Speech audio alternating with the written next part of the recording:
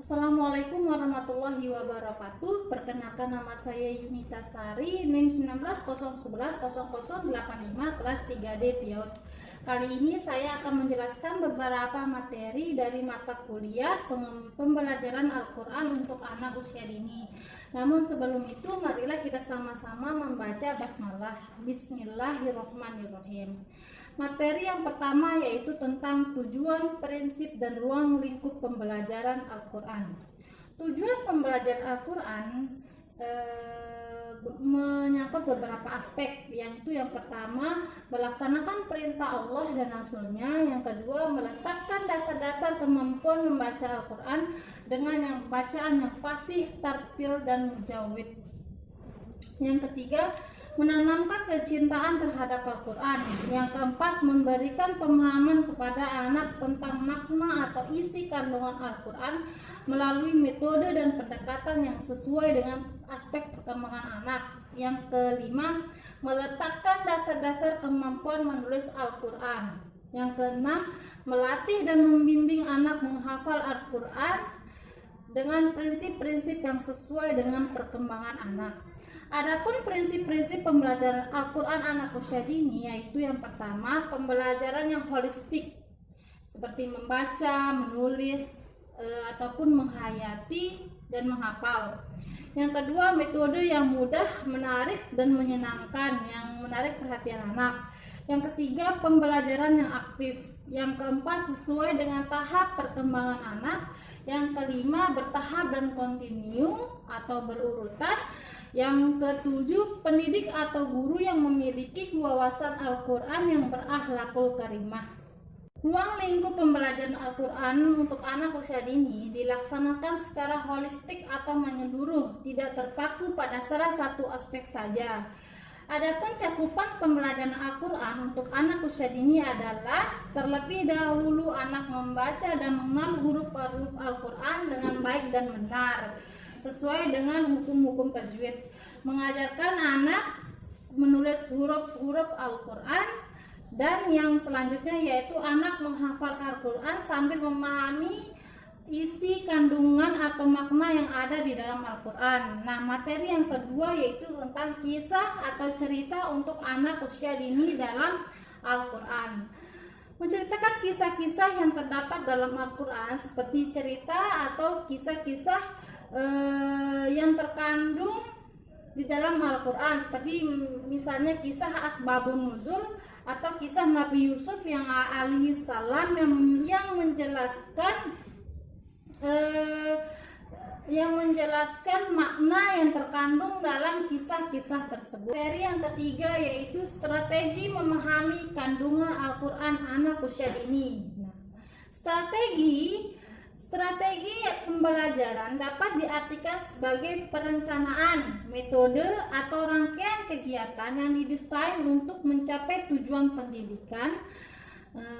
Ada beberapa strategi atau metode yang dapat diterapkan untuk membuat anak memahami makna atau kandungan di dalam Al-Quran. Yang pertama yaitu metode bercerita.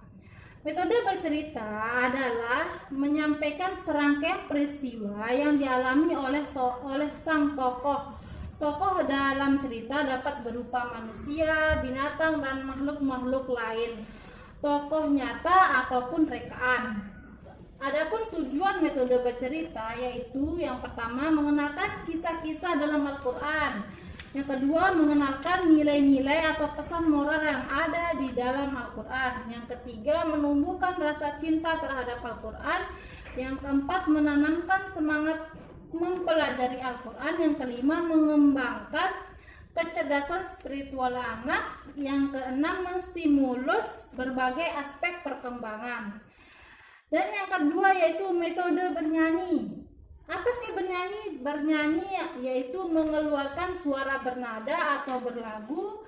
Sedangkan metode bernyanyi merupakan metode pembelajaran yang menggunakan syair-syair yang dilagukan.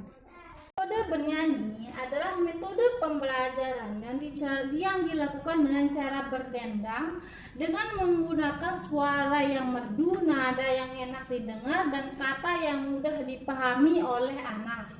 Memahami Al-Quran dengan metode lagu dapat dibedakan menjadi dua macam, yaitu yang pertama, lagu terjemah ayat atau salah satu surah dalam Al-Quran. Yang kedua, lagu yang diformulasikan dari pesan atau makna yang terkandung dalam Al-Quran. Adapun manfaat bernyanyi, yaitu yang pertama, bernyanyi bersifat menyenangkan. Bernyanyi dapat mengatasi kecemasan. Bernyanyi merupakan media untuk mengekspresikan perasaan. Bernyanyi dapat membantu membangun rasa percaya diri anak dan lain sebagainya. Di sini yang ketiga yaitu terjemah dengan gerakan, yaitu menggunakan bahasa isyarat atau bahasa tubuh untuk menyampaikan pesan atau makna yang terkandung di dalam Al-Quran. Terjemahan dengan gerakan biasanya hanya menggunakan anggota tubuh saja, anggota tubuh seperti tangan untuk menyampaikan pesan atau makna yang terkandung di dalam Al-Quran. Dan metode yang terakhir yaitu bermain peran. Nah, yaitu menggunakan anak sebagai tokoh untuk menyampaikan pesan atau makna yang terkandung di dalam Al-Quran, sehingga anak juga dapat mengambil setiap pesan atau makna yang terkandung dalam kisah tersebut. Materi yang keempat yaitu lingkup materi pembelajaran membaca Al-Quran huruf hijaiyah. Pengenalan huruf hijaiyah bertujuan agar anak dapat melafalkan huruf-huruf hijaiyah dengan fasih dan mampu membedakan antara satu huruf dengan huruf yang lain dari segi makhraj maupun sifat huruf. Pengenalan huruf hijaiyah merupakan materi yang harus diperhatikan dan diajarkan dengan sebaik-baiknya oleh guru. Pelafalan huruf yang tepat akan menjadi dasar yang baik bagi anak untuk perkembangan untuk pembelajaran pada tahap berikutnya. Oleh sebab itu, dalam pengenalan huruf hijaiyah ini, guru dituntut benar-benar menguasai materi, karena apa yang dicontohkan oleh guru maka itu pula yang akan diikuti oleh anak itu sendiri. Materi yang kelima yaitu metode membaca Al-Quran Al-Baghdadi dan Iqra. Metode Al-Baghdadi adalah metode yang berasal dari kota Baghdad, Irak. Metode Al-Baghdadi adalah metode tersusun, maksudnya suatu metode yang tersusun secara berurutan dan merupakan sebuah proses ulang atau lebih dikenal dengan sebutan metode alif ba ta. Metode Al-Baghdadi adalah metode pembelajaran Al-Quran dengan cara dieja per hurufnya. Metode Al-Baghdadi ini merupakan metode yang pertama kali muncul dan merupakan metode tertua di Indonesia. Diperkenalkan pada awal tahun 1930-an sebelum kemerdekaan. Buku dari metode Al-Baghdadi ini hanya terdiri dari satu jilid saja dan biasa dikenal dengan sebutan Al-Quran kecil atau turutan. Adapun praktik pembelajaran metode Al-Baghdadi ini dimulai dari mengajarkan atau mengenalkan huruf-huruf hijaiyah seperti alif, ba, ta sampai dengan ya, sampai pada tahapan pengenalan juz amma atau ayat-ayat pendek. Sedangkan metode Iqra adalah sebuah media pembelajaran Al-Quran dari pengenalan huruf-huruf hijaiyah yang disesuaikan berdasarkan jilid 1 sampai 6. Sedangkan metode Iqra adalah suatu metode membaca Al-Quran yang menekankan langsung pada latihan membaca. Metode Iqra ini disusun oleh Ustadz As'ad Human yang berdomisili di Yogyakarta. Adapun buku panduan Iqra ini terdiri dari 6 jilid, dimulai dari tingkatan yang sederhana, tahap demi tahap sampai pada tingkatan yang sempurna, ditambah satu jilid lagi yang berisi tentang doa. Adapun langkah-langkah pelaksanaan metode Iqra, yang pertama yaitu at-thariq bil muhakkarah, yaitu ustadz atau ustazah memberikan contoh bacaan yang benar. Yang kedua, at-thariq bil musyafahah, yaitu santri melihat gerak-gerik bibir ustadz atau ustazah. Demikian pula sebaliknya, yaitu ustadz atau ustazah melihat gerak bibir santri untuk menghindari kesalahan dalam pelafalan huruf.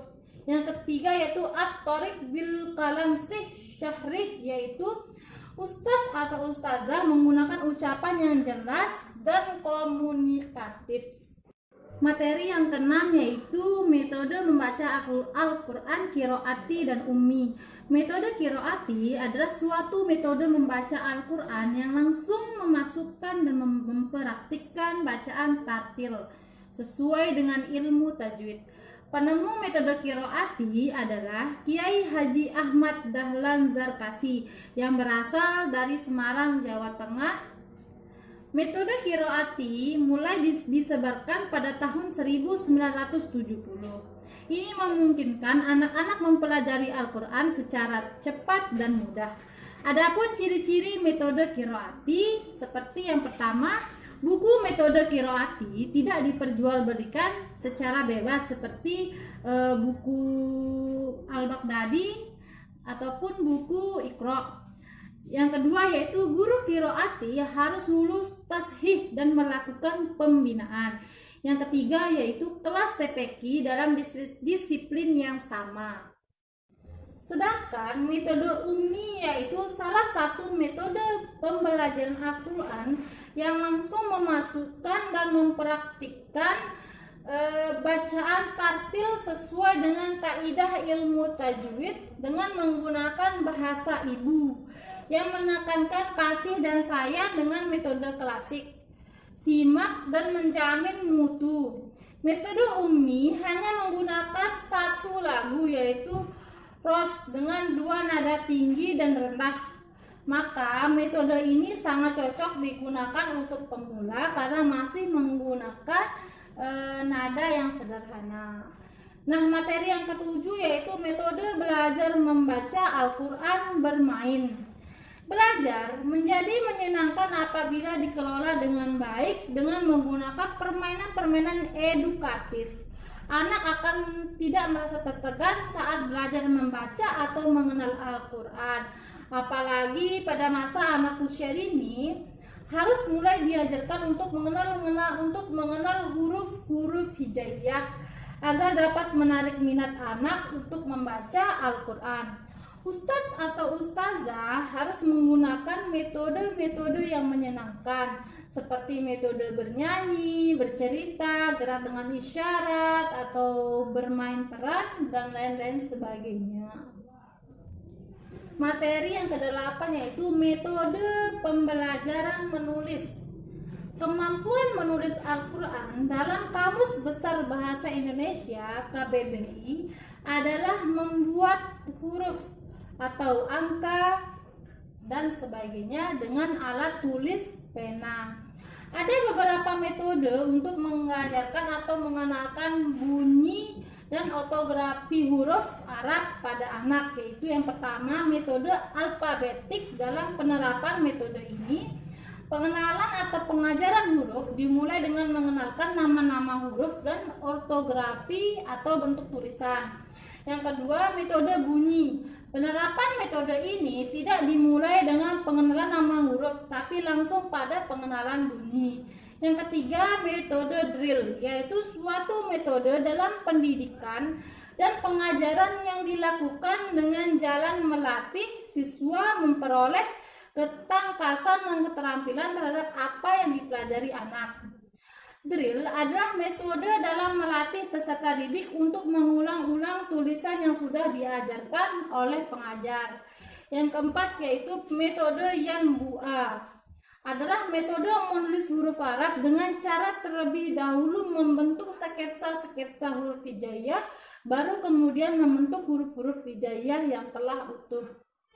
Ada pula beberapa metode pembelajaran menulis Al-Quran untuk anak usia dini. Yang pertama yaitu metode menebalkan huruf.